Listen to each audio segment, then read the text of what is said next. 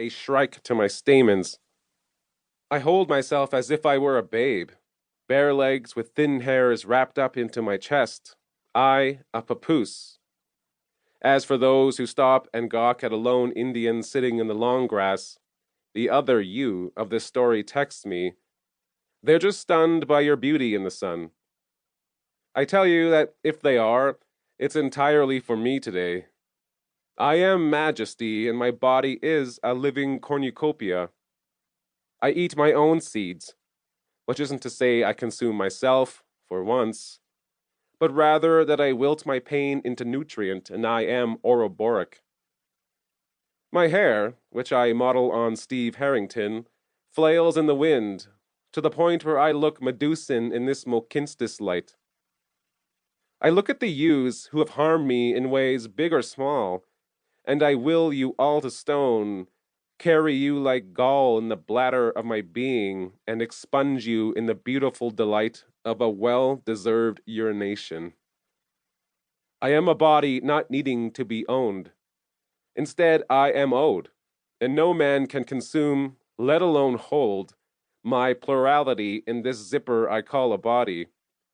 Or maybe I mean to say that here, in this field, hair a zephyr of rays, I become a Tim, dog, relinquished from the prison house of the now, and I bark horror back into that dog house while I rest among the multitudes. I am a res dog in this moment, a vicious sight. I read reports of res dogs, of how Monial come to steal them, beef jerky in hand, lure them into a car, and drive off to transplant them into suburbia. I think of my 3 sisters who have been thrown into a pot of soup. I'm looking for them. Have you eaten? I imagine those res dogs strapped in the back seat of a Volvo, watching the horizon recede, and their found family howling into the night, "Heck, where are you?" In this vignette, I am the res dog, and you are the driver, and it's a hot July evening during the Calgary Stampede. The window panes sweat, and my tongue is panting for moisture. My skin aches to be touched, but, like a frog's, it weeps when you lay a hand upon my back.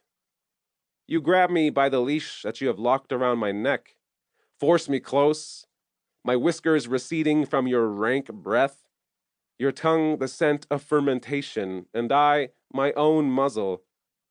You promise me companionship, and I bow to your feigned generosity, if only because the skyline is a dark ring, and Tipskau Pisim cannot see me here. Already, I am strategizing survivability amongst the abandoned buildings, looming like specters in the peripheries of my vision because I am trained to stare at you. Hand tightened around my collar, you bring yourself into me with the force of a bookbinder. Even this assemblage of sound drips with violence, and I am wet with ink. When you are done, you promise me a home, in its largest connotations, and I reassemble done as doom. Home being a torture chamber, a cage, kennel, a terrible weight of pounds. Your body expunged, you smile a gluttonous grin, and I paw the door of your vehicle, escape into the night. I am feral in this delight, having returned from the throes of entrapment and survived, fleeing into the safety of a transformed me. I enter the vomitorium of who I am and hack up severance, lick the salty rue clean to chew the bone of you. I howl for my kin, who rush to my side. Don't underestimate me, Wendigo.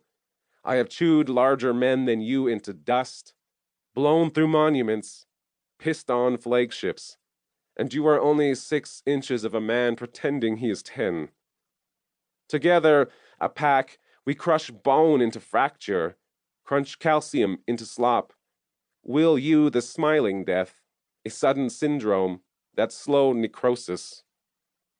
Just deadly, we will say, and I will stop in my routine, sit, and ask, why do we use deadly to describe achievement or self-esteem? Why must we entomb Indian success?